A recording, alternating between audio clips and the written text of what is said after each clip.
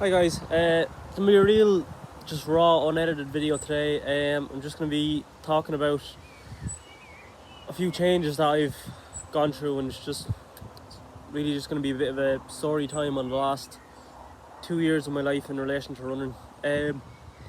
So we'll start back about 2 years ago. I was just after coming off my 2017 cross country season. I was training with a new coach at that point. So after making some leaps and bounds in the space of 6 weeks compared to what I was, purely because of him now, he was just, the stuff he was doing with me was just something that I'd never really done before, and it really brought me on. So from then, 2018 indoor season, I won my Leinster Championships, provincial championships, regional championships, whatever you want to call them. So I won that for the first time. In 1500, I ended up coming third in the 800. Bit of a tactical fuck up in that race, but all credit to the two lads that bet me. They were just the better lads in the day. But leading on from that, I was running well up to that point, up until roughly that April. Then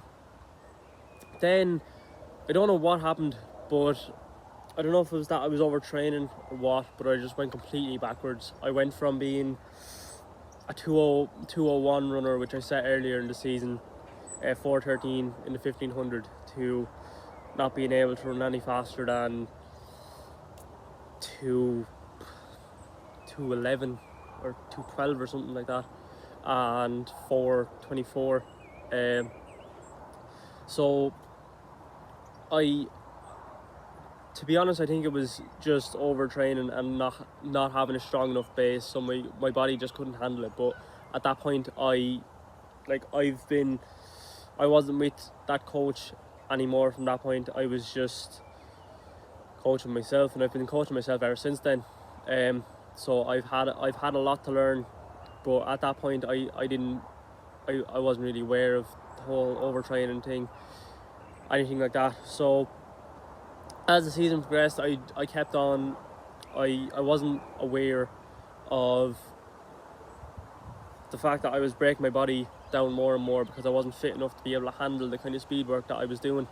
But as I got into cross country, I said, look, I'm just going to. I was after just going into college, and I was after joining a new training group, so I started doing some of my training with them. I'd never really done proper tempos up until that point, so started getting into doing a little bit of tempo work and started to progressively get back to my previous form. But I did, cross country wise, probably did a bit better than I did the year before, but as I led into the indoor season that year, I was doing slightly better. I was running like 206s, 418s for 1500, all that kind of stuff. But I still wasn't anywhere near the form that I was a year prior. So as that season progressed, I got my times down a little bit. In June that year, I had a pretty significant event in my life, a massive change really. But it led me on to having more time to train and focus on myself, and I learned a lot about myself and how kind of learned to just be happy with myself. And that kind of led me on to being able to focus a bit more on my running, and I just from then on I just strove to learn more about coaching and how the body works and how the body responds to different training and nutrition and all that kind of crack. But so as I got into the outdoor season of 2019, I got my 1500 down to 414, which in a championship race, which I tactically kind of messed up a bit. Went way too hard, way too early, but sure, life goes on. That was the fastest time I ran in about a year and a half to that point.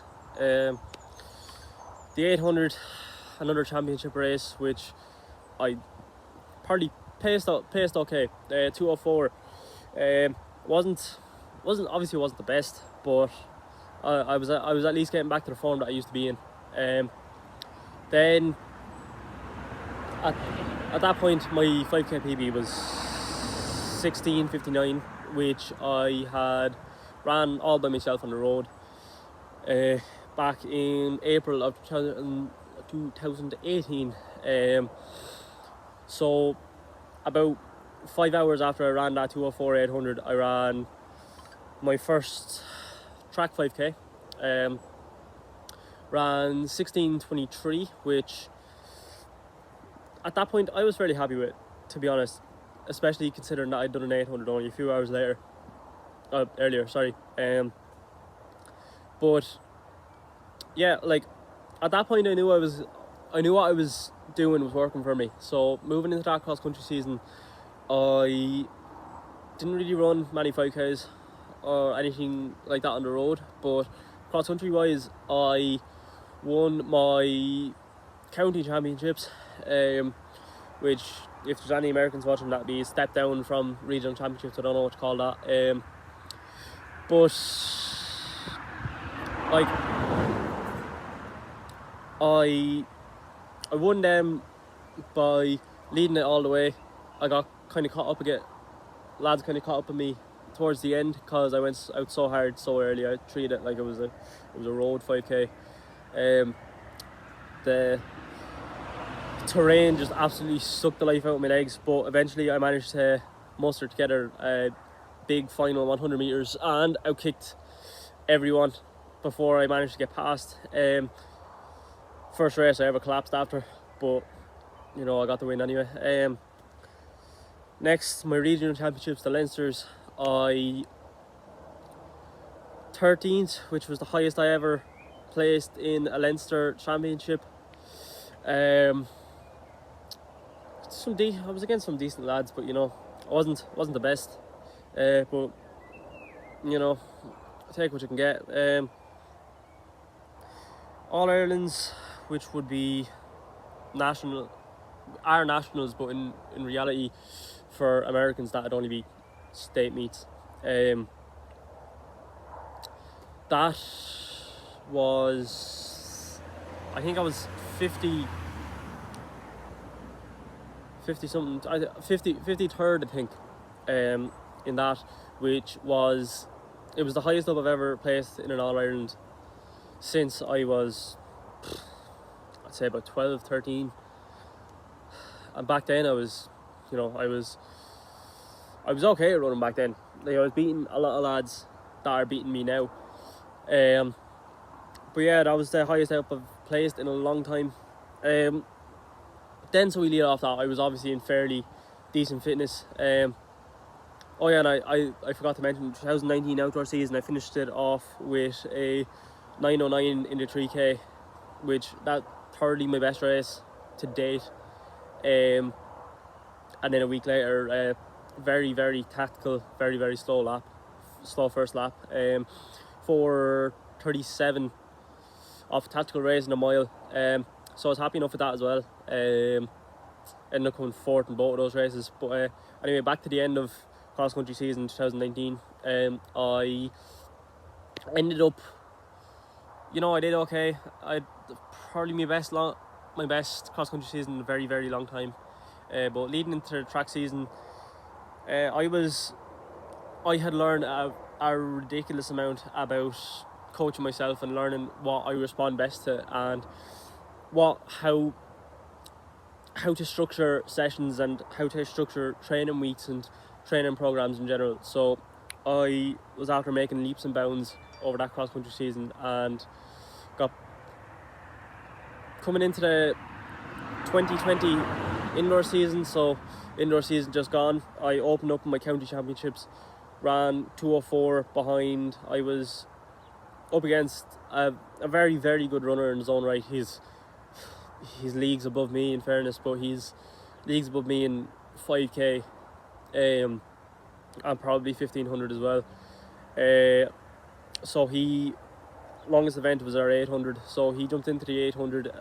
He took it out for the first 550 meters, and then from then I just felt like I wasn't running fast enough, so I just kind of went on past him, even though most people would have seen that matchup and thought I should have stayed behind him till 200 meters at most. But I went by him with 450 meters, and I ended up just kicking on and holding it for the second half of the race, and I ended up running 2:04 and beating him fairly convincingly. But sure, in fairness, I don't know if he probably wasn't on top form, but look, for 2:04 first race, it was a fairly decent season opener, and my next race was a very tactical 1500 in my All Ireland under 23s. I was beaten by a good few lads in that, let's say, but I only ran I think it was only like 4:19 or something like that. I was out way too hard and just died at the end. So that wasn't exactly the redeeming 1500 that I hoped for, but the 800 came later in the day, and I ran through to 550, and then I dropped out. And like I went through the 400 mark in like 57 or something, feeling easy. And so I think I had the sub 2 in me that day, maybe, possibly, we'll never know now, but it gave me a lot of confidence knowing that I could run at that pace, feeling so easy after doing a 1500 only a few hours earlier. So then I entered our senior All Irelands in the 800, ran that. I had landed wrong, or no, I had ran on a niggle a few days earlier, and that kind of aggravated it. So the day before, I was in work on a construction site with a very minor ankle injury. But I got home. I used heat ice treatment. And I didn't fully like cure the injury or anything, but I went out for a morning shakeout the next day, the day of the senior 800, and I ended up feeling okay. Did the shakeout strides, no issues. Did a warm-up, didn't feel the best. Now for all this, I had an ankle strap on, so then I decided to take the ankle strap off for the race, and surprisingly I didn't feel the ankle at all. So it probably did affect the race a little bit, but I didn't really feel it, so the psychological effect wasn't there. But I ended up running 2:00.91, so I had finally PB'd after 2 years of not PBing in the 800. So maybe if I'd ran that race a bit smarter, I could have broke 2, but who knows. I'll take what I have for the moment, and know that I was in fairly good form, and I know building on that form, I'm only in base phase at the moment, but at the same time I still know that fitness wise I'm in the shape of my life at the moment. Like, I'm going to be doing a 5k time trial doing a video of it in about when I finish this block. So by the end of this week, I'll have 2 more weeks left of this block. I'll be doing a 5k time trial at the end of it, and we'll see how it goes.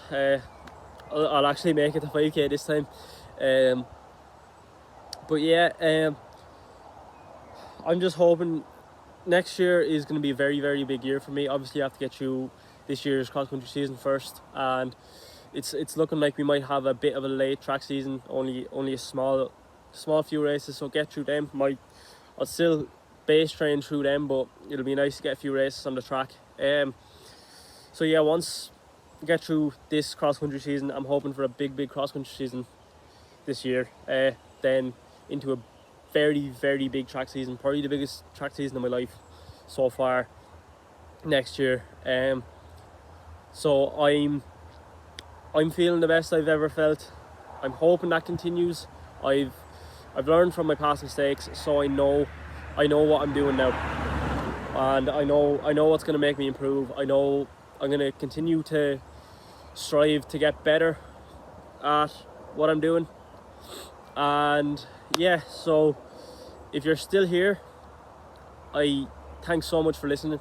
I know this was a very long video. I try to keep it as keep talking as much as I could, keep us engaged, but I know even at that it's still hard to keep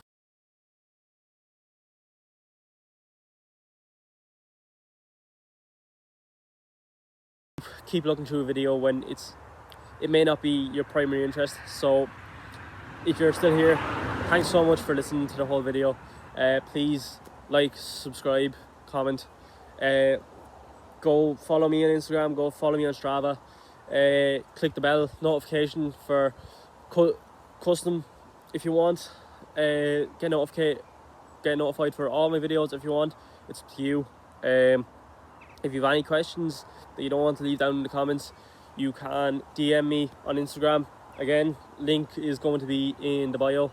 And yeah, I hope this helped somehow. Basically, the main points main things that helped me improve. I went back to basics. I went back to building up my base fitness, so I'd be able to handle all the extra work that I was doing on top of that. So that's the biggest tip I can give you. If you feel like if you're going backwards, even though you're training really hard, it's more than likely you don't have the base fitness. So that's my number one tip. And if you don't feel like you're interested enough to learn about coaching the same extent as I have, just find a decent coach. Like, it will do you the world of good. So yeah, again, hope it helped. Like, subscribe, comment, bell notifications, Instagram, Strava. Thanks for listening. See you in the next one.